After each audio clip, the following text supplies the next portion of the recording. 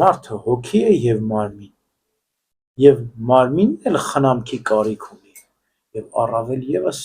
հոգին էլ խնամքի կարիք ունի։ Մարմինն էլ մխիթարության կարիք ունի, հոգին էլ մխիթարության կարիք ունի։ Հա? Բայց սրանք էականորեն տարբերվում են։ Հոգու մխիթարությունը ուրիշ բան է, մարմնի մխիթարությունը ուրիշ բան է, հոգու խնամքը ուրիշ բան է, մարմնի խնամքը ուրիշ բան է։ Իմաստուն միտքը կարողանում է հստակ գնահատել եւ զատորոշել մարմնի խնամքը եւ հոգու խնամքը, մարմնի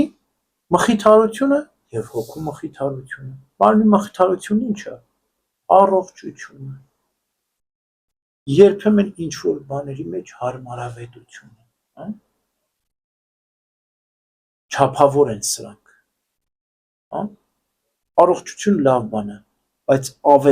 ավելին հարմարավետությունը մարդուն կարող է տանել մեղքի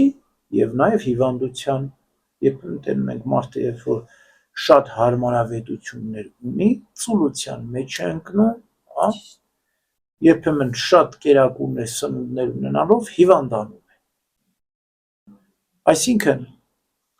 մարմնի խնամքները խիստ չափավոր են, մարմնի կարիքները խիստ չափավոր են, եւ եթե մենք իմաստուն ձևով կարգավորում ենք մեր մարմնի խնամքը, մարմնի մխիթարությունը, մարմինը առողջ է լինում եւ առույգ է լինում։ Եվ պետք է անցնենք հոգուն։ Հոգու խնամքը բնապանակար աղոթքն է, Աստված պաշտությունն է, խոստովանությունն է, ապաշխարությունն է, սուրբ հաղորդությունն է, այս բոլորը հոգու խնամքին վերաբերող բաներ են, հոգու մխիթարություններն են վերաբերում։ Եվ եթե մենք այս բոլորը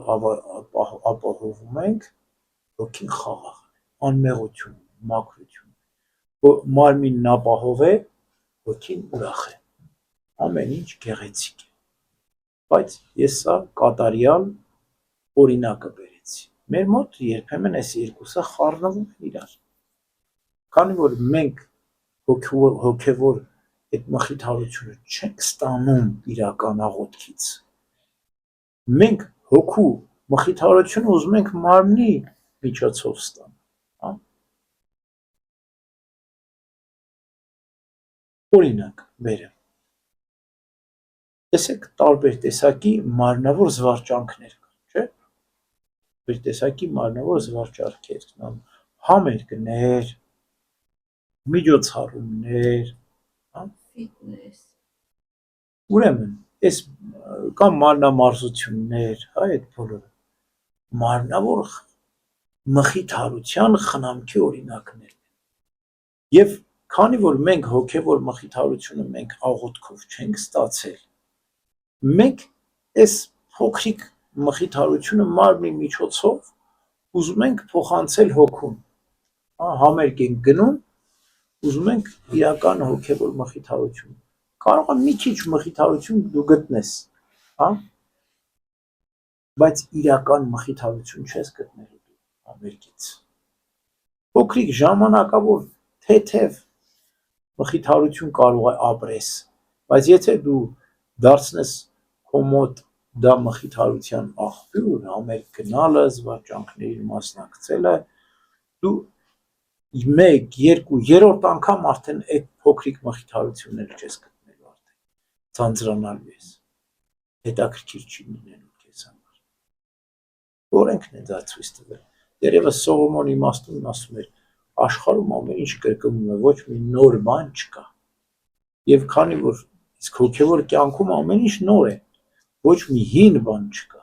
աշխարհում ոչ մի նոր բան չկա, իսկ հոգևոր կյանքում ոչ մի հին բան չկա, ամեն ինչ նոր է,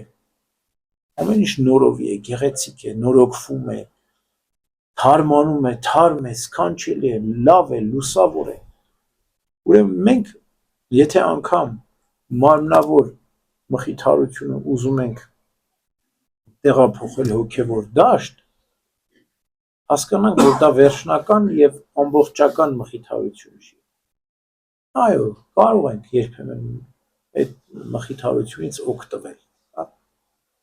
համերգներից, մյուս բաներից, բայց դրանք մեզ շատ օգուտ չեն տալու։ Երբեմն այո, պետք է, բայց ոչ միշտ եւ ոչ իմաստափոխված։ Մենք պիտի իմաստը դնենք աղոթքի մխիթարության մեջ իրական։ Մնացածը ժամանակ փոքրիկ մխիթարություններն են, թող լինեն դեմ չենք, անմեղ մխիթարություններ են սրանք, որոնք մեզ վնաս չեն կարող տալ, բայց իրական մխիթարությունը դա աղոթքն է։